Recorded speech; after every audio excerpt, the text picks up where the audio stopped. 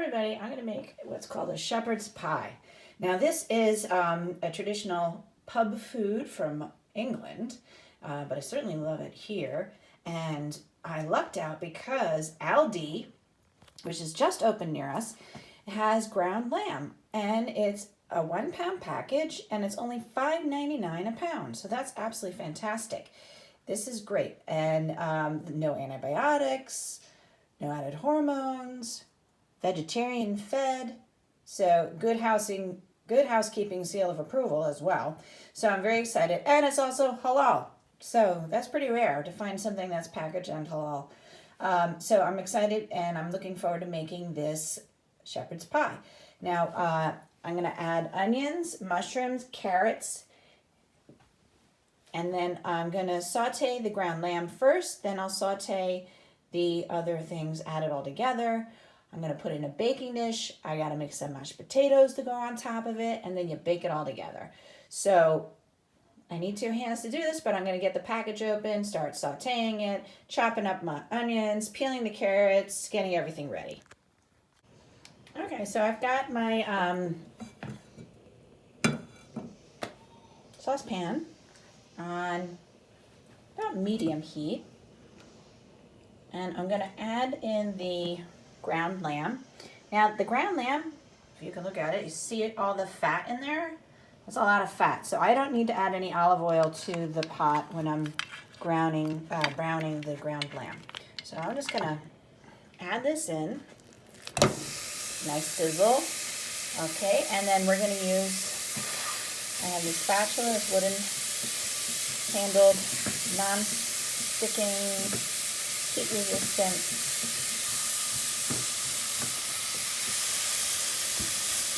spatula, and I'm just going to sort of chop up the ground lamb, and just like we would brown ground beef, same thing. I'm going to chop this up, and want to keep chopping it up and brown it on all sides, and I'm going to cook it. Now, the step after this is that I'm going to literally strain it, because you see all of that fat that is there? I don't want that in the finished product. I want to remove some of this fat from it. I want to cut down on the saturated fat that's in our diet, and this is one way to do it. We're going to cook this all down, and the fat that comes off, I will drain and remove, so that way it's not in our finished product.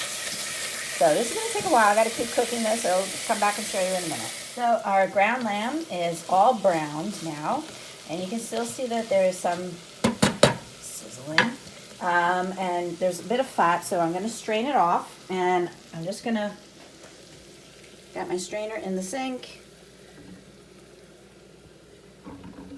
dump that in. I got my potatoes in here already. I got to peel those and clean them to make the mashed potatoes that go on the top. All right, so I've got some paper towels. I'm just going to wipe out the fat, the lamb fat that's at the bottom of this pan, because I want to now use olive oil to saute the onions and the carrots. Now in my in the recipe, I said just use a frozen box of mixed carrots and peas, but I didn't have that. So I am just going to use my, I did have a bit of frozen peas. I had fresh carrots, so I chopped them up small, so that way they'll cook evenly. I don't want them crunchy too hard in the finished product. I strained off some mushrooms, so those are canned mushrooms, and I just wanted to use them up because they were left over from when we made pizza, so they were in the refrigerator. So just like abuela, and when I was Puerto Rican, we want to use things up that are in the refrigerator before they go bad. So I'm throwing in these mushrooms. It's just about a 1/4 cup of mushrooms. And of course, here are onions all chopped up. So the first thing is I'm going to heat up the olive oil in our pan, and then we'll start sauteing the onions. So I have my saucepan on medium again, and I'm going to add about a tablespoon of olive oil. I don't use a lot of oil when I cook. I want everything to be heart healthy, have healthy diets, try my best to keep everything lean. And that way we won't have heart problems later on in life. All right, here are our onions, nice and chopped. I'm going to get those in and saute them. I think I need 2 hands, so I'll be back in a minute. All right, finally got all the onions in. They're sauteing. Now, this is going to take a while to, we want to cook them to they're translucent, a little light golden brown color. Now, that'll take a while. So, you have to learn how to multitask in the kitchen. Otherwise, things will just take forever. So, while that is cooking, what I need to do is I need to peel my potatoes. Now, here's our lamb, and that's been draining. See how much fat came out? I'm not sure if you can see that. You see? We don't need all that extra fat, okay? So, we're going to remove that from the sink so we don't get it dirty. And then we're going to start peeling our potatoes. And so, potato has this. It's called an eye. That's an eye on the potato. And you just remove it. If it's any bruises that are deep on your peeler, you see this sort of scooped tip at the top, it has an indent. You use that to scoop it out.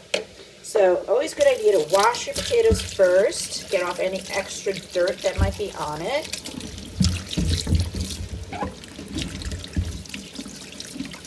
And you can remove the eyes while you're doing that, get rid of those.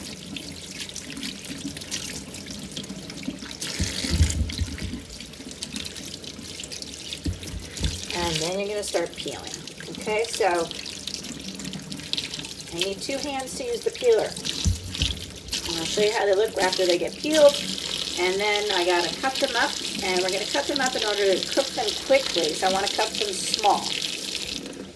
Okay, so every so often you got to stop peeling, you got to come over and stir, and you can see that the onions are getting a nice golden brown color on them. That's what we're looking for. Now, I'm going to add the carrots because I want to saute those too. I know they're going to bake in the oven with the shepherd's pie, but I do want to get them a little tender before they go in. So I want to saute. Okay, so our carrots and onions are sauteing nicely in here. And also, we got to start getting the water boiling for the potatoes. So I've got a pot half full of water. I'm going to add a little bit of kosher salt, so that way it'll help it come to a boil faster.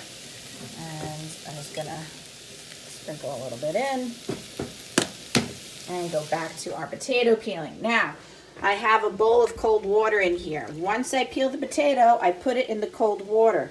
Why? Does anybody know?